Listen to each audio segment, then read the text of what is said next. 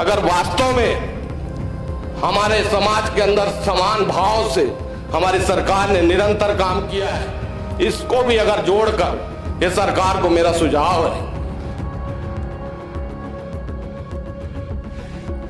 अच्छा है हमारे बहुत सी ऐसी बसाहटों के क्षेत्र हो जहां पे उसको जाति सूचक नाम है, उस नाम को हटाकर उस जाति के जो महापुरुष है उनके नाम से अगर नामकरण करेंगे तो निश्चित तौर पे उसको सम्मान मिलेगा।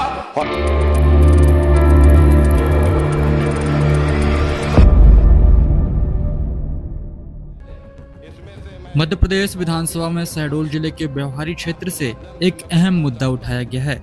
व्यवहारी विधानसभा के विधायक शरद जुगलाल कोल ने सदन में जाति सूचक स्थानों के नाम बदलने का प्रस्ताव रखा है। आखिर यह पूरा मामला क्या है, आइए आपको बताते हैं। इसमें से मैं एक और भी आपके समक्ष आपके माध्यम से मैं बताना चाहता हूं कि प्रधानमंत्री जनजाति आदिवासी न्याय महाअभियान विशेष पिछड़ी जनजाति समुदाय के सर्वांगीण विकास के लिए आजादी के बाद प्रथम बार माननीय प्रधानमंत्री जी के द्वारा प्रधानमंत्री जनजाति आदिवासी न्याय महाअभियान पीएम जनमन का शुभारंभ 15/11/2023 से किया जाकर इस अभियान में लगभग पूरे प्रदेश के अंदर बहुत सी ऐसी जनजातियां हैं हमारे समाज के अंदर जिनकी काउंटिंग शायद हमारे पूर्ववर्ती सरकारों ने अगर की होती तो आज भी उनको मुख्य धारा में आकर समाज के बीच बराबर का जीने का अधिकार होता और निरंतर उनके विकास के क्रम में ये कड़ी हम जोड़ने का काम करते हैं। मध्य प्रदेश के व्यवहारी विधानसभा क्षेत्र का प्रतिनिधित्व करने वाले विधायक शरद कोल ने विधानसभा सत्र के दौरान एक महत्वपूर्ण प्रस्ताव रखा। उन्होंने कहा कि क्षेत्र में कई मोहल्लों, टोलों और स्थानों के नाम आज भी जाति सूचक शब्दों पर आधारित हैं। ऐसे नाम सामाजिक समरसता की भावना के अनुरूप नहीं है। विधायक ने सुझाव दिया कि इन स्थानों के नाम बदलकर समाज के महापुरुषों, स्वतंत्रता सेनानी और प्रेरणादायी व्यक्तित्वों के नाम पर रखे जाने चाहिए। उनका कहना है कि इससे समाज में सम्मान की भावना बढ़ेगी, नई पीढ़ी को सकारात्मक प्रेरणा मिलेगी। हम माननीय सभापति महोदय, मैं इस सदन के माध्यम से मैं एक महत्वपूर्ण विषय पर अपने क्षेत्र के घट रही घटनाओं के आधार पे मैं अपनी बात इस सदन के माध्यम से जनमानस तक ले जाना चाह रहा हूं।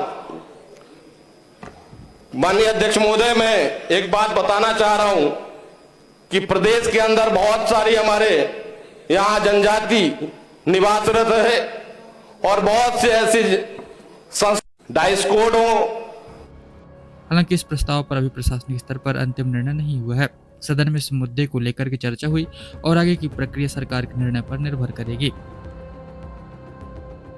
अच्छा है हमारे बहुत सी ऐसी बसाहटों के क्षेत्र हो जहां पे उसको जाति सूचक नाम से हम उसका नामकरण संबोधित करते हैं, जिससे आज हमने एक तरफ से एट्रोसिटी कानून भी बनाया है, दूसरी तरफ हमने जाति सूचक नाम को लीगलाइज राइट्स देकर उस क्षेत्र को हमने दुविधा में पैदा किया है, जिससे हमारे क्षेत्र के बहुत सारी ऐसी जनजातियां हैं उनको जाति को बहुवचन करके अगर हम संबोधित करते हैं तो निश्चित तौर पे वो अपमानित महसूस करते हैं। इसमें हम इस सदन के माध्यम से माननीय सभापति महोदय हम बताना चाहते हैं कि बहुत सारे ऐसे रिकॉर्डों में संशोधन करने की आवश्यकता है।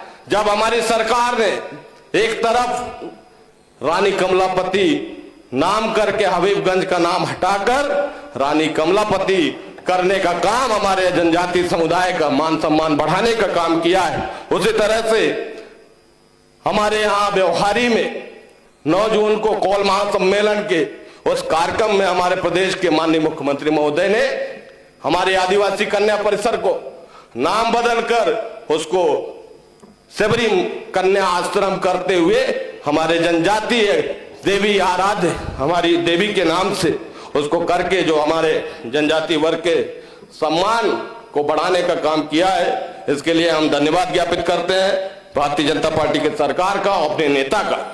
इसी तरह से इस माध्यम से मैं आपसे निवेदन करना चाहता हूं कि अगर वास्तव में हमारे समाज के अंदर समान भाव से हमारी सरकार ने निरंतर काम किया है, इसको भी अगर जोड़कर ये सरकार को मेरा सुझाव है कि जो हमारे बस्तियों का नाम रेवेन्यू रिकॉर्ड में नाम और स्कूलों के डाइस कोड में जो जाति सूचक नाम है, उस नाम को हटाकर उस जाति के जो महापुरुष है उनके नाम से अगर नामकरण करेंगे तो निश्चित तौर पे उसको सम्मान मिलेगा।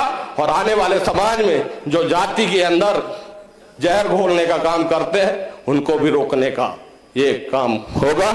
ऐसे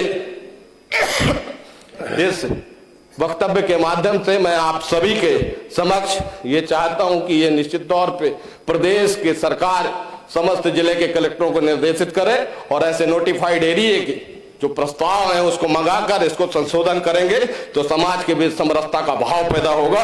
ऐसा आप सभी से। विधायक शरद कोल ने बताया कि हमारे क्षेत्र में कई स्थान जाति सूचक नामों से जाने जाते हैं। मेरा मानना है कि इनका नाम महापुरुषों के नाम पर रखा जाना चाहिए ताकि समाज में सम्मान और समरसता का वातावरण बना रहे। फिलहाल अब देखना होगा कि सरकार इस प्रस्ताव पर क्या रुख अपनाती है और क्या आने वाले समय में व्यवहारिक क्षेत्र के स्थानों के नामों में बदलाव देखने को मिलेगा। विधायक शरद कोल ने बताया कि आस्था, संस्कृति और विकास को एक साथ आगे बढ़ाना हमारी प्राथमिकता है। कहा कि विधानसभा सदन में मैंने धार्मिक स्थलों को पर्यटन से जोड़ने का मुद्दा उठाया है, विशेष रूप से शहडोल जिले की संभावनाओं पर भी जोर दिया है। माननीय सभापति महोदय कि हमारे यहाँ अभी 8 फरवरी को माननीय मुख्यमंत्री महोदय ने राम वन पथक गमन के नोटिफाइड क्षेत्र में जो शहडोल जिले के गंदिया नामक स्थान है उस जगह पर 8 फरवरी को माता सबरी की जन्म जयंती मनाकर वहां पे माननीय मुख्यमंत्री महोदय ने हमारे क्षेत्र को जो सौगात दी है, उस क्षेत्र को एक पहचान दी है।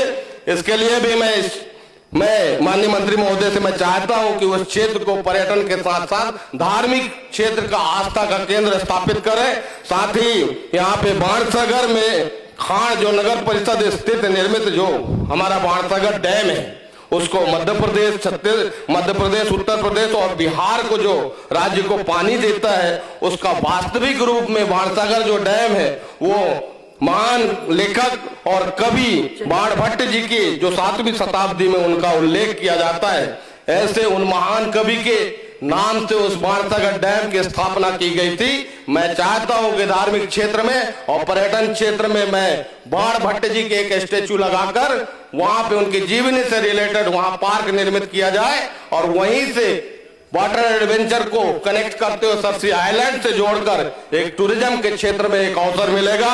इसी के साथ साथ हमारे शहडोल जिले के भी बहुत सारे ऐसे लखवरिया की गुफाएं हैं जो पांडवों के जमाने से बता रहे हैं। क्षीर सागर है, माननीय विधायक ने अपने विषय रखे हैं। हमारे यहाँ शहडोल के मुख्यालय में विराट मंदिर है। ये हमारी शहडोल और बिंद क्षेत्र की प्राचीन धरोहर है। ऐसे उन जगहों को चिन्हांकित करके पुनरीक्षित करके सर्वे कराकर पर्यटन के क्षेत्र में जोड़ने का काम करेंगे। तो माननीय मुख्यमंत्री महोदय से, माननीय विभाग के मंत्री महोदय को मैं निवेदन करता हूं कि हमारे क्षेत्र को अबिंद को एक नई पहचान मिलेगी। बातें कहते हो आपने मुझे बोलने का अवसर दिया। माननीय सभापति महोदय आपका बहुत बहुत धन्यवाद। माननीय मंत्री जी